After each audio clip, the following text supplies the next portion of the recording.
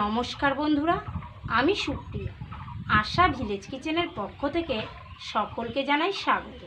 চলে এসেছি আজ আবারও একটি নতুন রেসিপি নিয়ে আপনাদের সাথে শেয়ার করতে।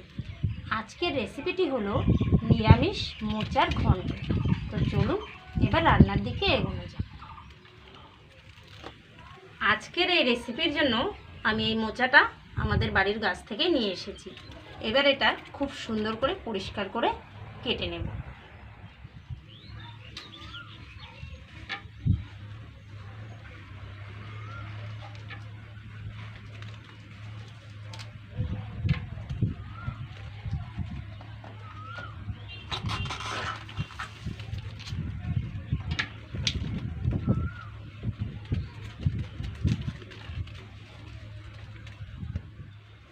বন্ধুরা, মোচা পরিষ্কার করা কিন্তু একটু কঠিন, তবে খেতে কিন্তু দুর্দান্ত লাগে। মোচা খেতে অনেকেই পছন্দ করে, আবার অনেকেই পছন্দ করে না। তবে এই পদ্ধতিতে মোচা রান্না করে দেখবেন, আশা করছি ভালো লাগবে।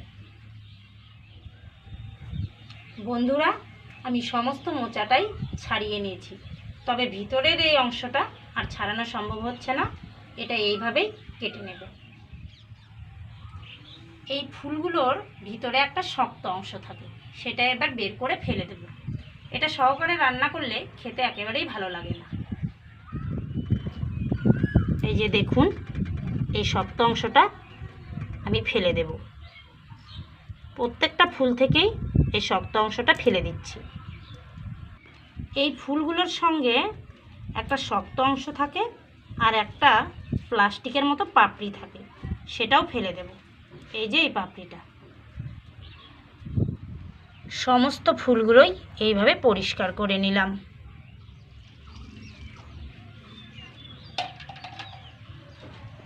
পরিষ্কার জলে এগুলোকে বেশ ভালো করে ধুয়ে নিচ্ছি।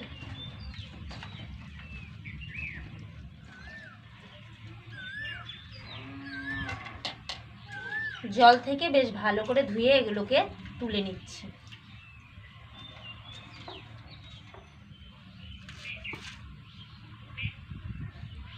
এইবার এই মোচাটাকে খুব সুন্দর একদম ঝিরিঝিরি করে কেটে নেব।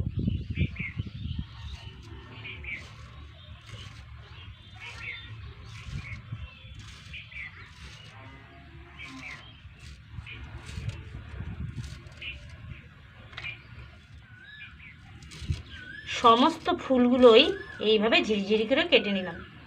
এবার এর যে ভেতরের অংশটা রয়েছে, এটাও এইভাবেই ঝিরিঝিরি করে কেটে নেব।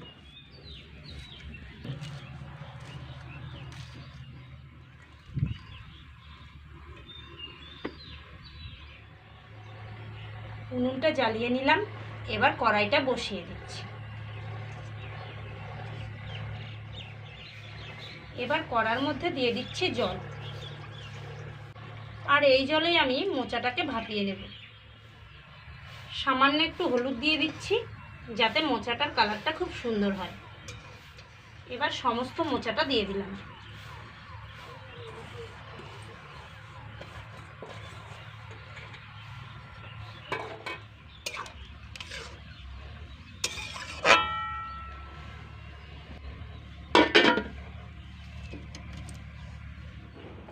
বেশ কিছু সময় পরে ঢাকনাটা তুলে নিচ্ছি। খুব সুন্দরভাবে মোচাটা সিদ্ধ হয়ে গেছে। এবার এটা নামিয়ে নেব।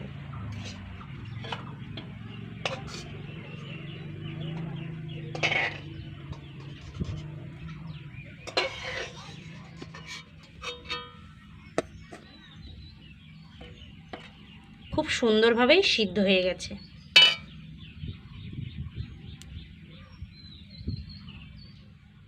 কড়াইটা পরিষ্কার করে আবার বসিয়ে দিয়েছি। এবার কড়াইয়ের মধ্যে তেল দিয়ে দিচ্ছি।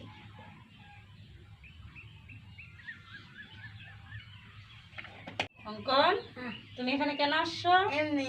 এমনি আসছো? মা জানে? কি তুমি ঝাল খাবা? অনেক ঝাল খাবই। ঝাল খেলে কি হয় বলো তো? বড়। কত বড় হবা তুমি? অনেক। আচ্ছা, দাও। রান্না হোক, দিব তো। তেলটা গরম হয়ে গেছে, এবার দিয়ে দিচ্ছি আলু, দিয়ে দিচ্ছি সামান্য হলুদ, সামান্য লবণ। মোচাতে এইভাবে ছোট ছোট করে আলু কেটে দিলে খেতে অনেকটাই ভালো লাগে, তাই এখানে দুটো বড় সাইজের আলু এইভাবে ছোট ছোট টুকরো টুকরো করে ভেজে নিচ্ছি। আলুটা ভাজা হয়ে গেল, এইবার তুলে নিচ্ছি।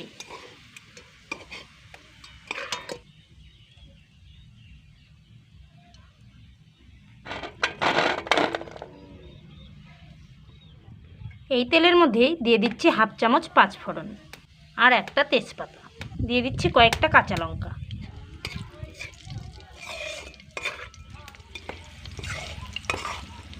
দিয়ে দিচ্ছি জিরে বাটা, আদা বাটা, শুকনো লঙ্কা বাটা, দিয়ে দিচ্ছি স্বাদ মতো লবণ, হাফ চামচ হলুদ।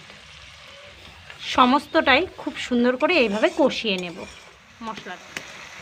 যে কোনো নিরামিষ দিনে এই রান্নাটা তৈরি করে দেখবেন, অসাধারণ লাগে খেতে। মশলাটা কষানো হয়ে গেছে, দেখুন মশলা থেকে খুব সুন্দরভাবে তেল ছেড়ে দিয়েছে। এখন আমি এর মধ্যে সেই ভাপিয়ে রাখা মোচাটা দিয়ে দেব।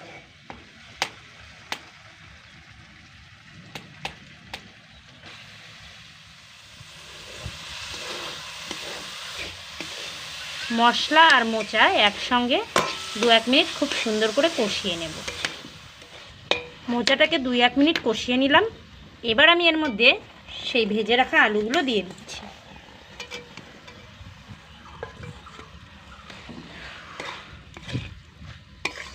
এবার একসঙ্গে সমস্তটা আরও 2 থেকে 3 মিনিট খুব ভালো করে কষিয়ে নেব। মোচাটা খুব সুন্দর করে কষিয়ে নিলাম, এবার এখানে দিয়ে দিচ্ছি সামান্য একটু জল।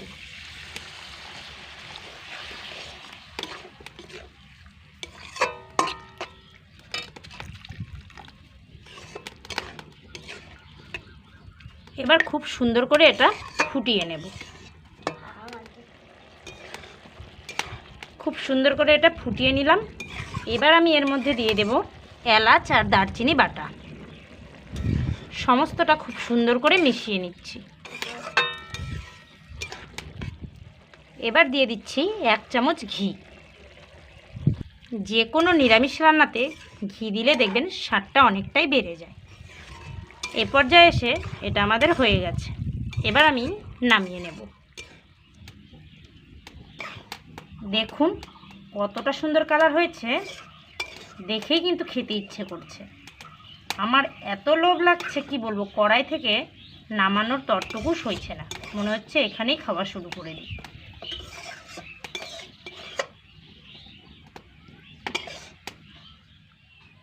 দেখতে দেখতেই রান্নাটা আমাদের হয়ে গেল, আর দেখতেই পেলেন কত সহজ একটি রেসিপি। যদি ভালো লাগে অবশ্যই একবার বাড়িতে ট্রাই করবেন, আর কেমন লাগে কমেন্ট বক্সে জানাতে কিন্তু একদম ভুলবেন না।